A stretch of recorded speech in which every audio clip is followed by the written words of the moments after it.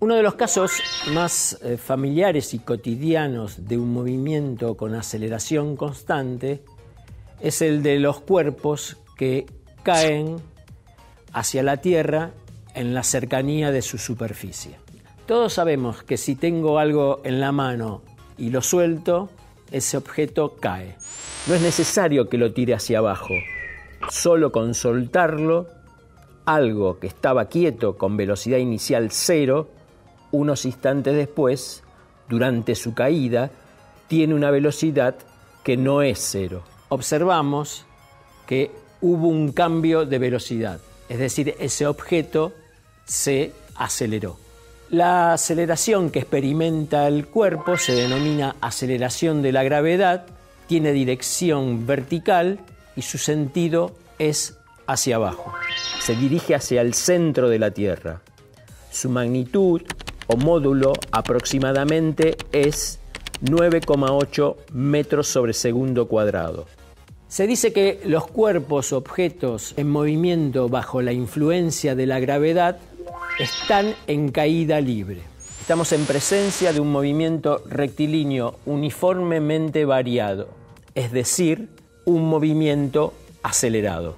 Si la distancia recorrida por el cuerpo al caer no es demasiado grande comparada con el radio de la Tierra, aproximadamente de 6.360 kilómetros, el módulo de esta aceleración es prácticamente constante. En realidad, aunque en detalle lo veremos más adelante, la aceleración de la gravedad en los objetos astronómicos del universo, planetas, estrellas, lunas, etc., es directamente proporcional a su masa m e inversamente proporcional al cuadrado de su radio, r, como se indica en la siguiente fórmula. Como la forma de la Tierra no es una esfera perfecta, sino que está achatada por los polos, resulta que el radio en los polos es menor que el radio en el ecuador.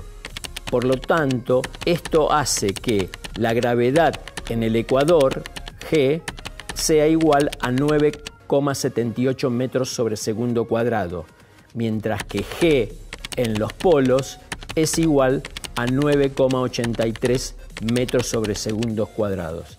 A los fines de la resolución de los problemas que plantearemos, usaremos el valor aproximado de G igual a 10 metros sobre segundo cuadrado.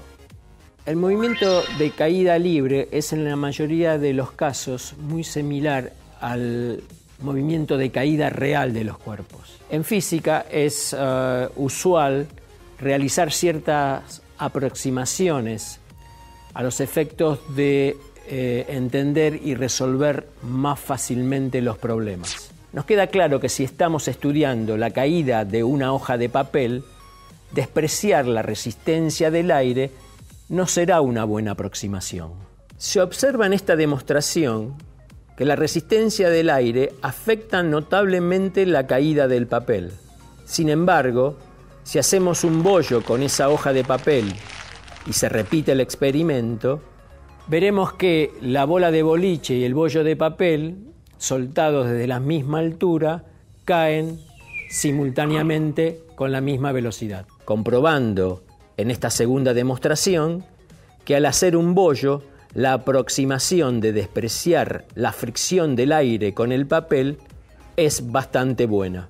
En conclusión, podemos afirmar que dentro de ciertas aproximaciones, todos los cuerpos caen con la misma aceleración, adquieren la misma velocidad sin importar su peso, su tamaño y su forma. Al ser la caída libre de los cuerpos un movimiento con aceleración constante y con trayectoria rectilínea, son las ecuaciones horarias correspondientes al movimiento rectilíneo uniformemente variado las que debemos usar. Para representar la posición en la dirección vertical, usualmente usamos la coordenada cartesiana y la tomamos positiva hacia arriba. A la velocidad en la dirección vertical la escribimos como v sub i. Como dijimos antes, la aceleración debido a la gravedad es hacia abajo y por tanto en sentido negativo. Por tanto, la aceleración A igual a menos g igual a menos 10 metros sobre segundo cuadrado se puede reemplazar en las ecuaciones horarias del movimiento rectilíneo uniformemente variado, resultando entonces I de t igual a I sub 0 más B sub 0 por t menos t sub 0 menos 5 metros sobre segundo cuadrado por t menos t sub 0 al cuadrado, y B sub I de t igual a B sub 0 menos 10 metros sobre segundo cuadrado por t menos t sub 0. Análogamente a cuando describimos el movimiento de caída libre de los cuerpos, cuando lanzamos verticalmente hacia arriba un cuerpo, su descripción será de una manera similar. Para este caso, en lugar de hablar de caída libre, hablaremos de tiro vertical. Obviamente, la aceleración de la gravedad no solamente afecta a los objetos que se dejan caer, sino también a aquellos que se tiran hacia abajo o que se tiran hacia arriba.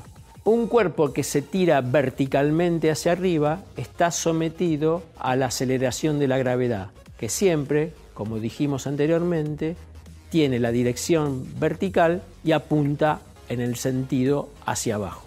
La diferencia con los ejemplos anteriores de caída libre es que si lo tiramos tendremos que considerar la dirección de la velocidad inicial v sub 0. Si hemos elegido para describir la posición positiva hacia arriba, entonces el signo de v sub 0 será positivo en dirección hacia arriba y negativo en dirección hacia abajo. Además, como es sabido, todo lo que sube baja. El objeto irá inicialmente hacia arriba, pero su velocidad será cada vez menor, porque se le opone la aceleración de la gravedad que lo va frenando. En algún momento dejará de subir y empezará a caer. En ese instante, la velocidad será nula y el objeto estará en el punto más alto de su trayectoria, generalmente llamada altura máxima y notada como h sub max. Podremos calcular la altura en cualquier momento de la trayectoria, pero lo particular de la altura máxima es que en ese momento la velocidad es cero. Para calcular cuándo pasa esto, es decir, el tiempo que tarda en alcanzar la altura máxima, que llamaremos t sub h max, debemos resolver simultáneamente las dos ecuaciones horarias, la de la velocidad v sub I de t y la de la posición I de t.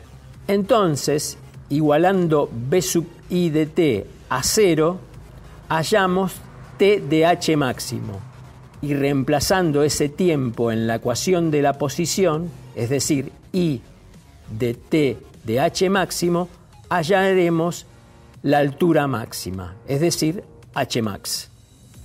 En resumen, tanto la caída libre como el tiro vertical de un cuerpo son ejemplos, casos particulares de movimiento rectilíneo uniformemente variado, es decir, con aceleración constante, debido a la atracción gravitatoria que ejerce la Tierra, que hemos denominado aceleración de la gravedad g, y adoptamos un valor de 10 metros sobre segundo cuadrado y que se dirige hacia abajo. Las ecuaciones horarias entonces adoptan la siguiente forma: I de t igual a I sub 0 más B sub 0 por t menos t sub 0 menos 5 metros sobre segundo cuadrado por t menos t sub 0 todo al cuadrado, y la velocidad B sub I de t igual a B sub 0 menos 10 metros sobre segundo cuadrado por t menos t sub 0. Con estas ecuaciones vamos a resolver todos los problemas de caída libre y de tiro vertical de un cuerpo bajo la acción de la gravedad g.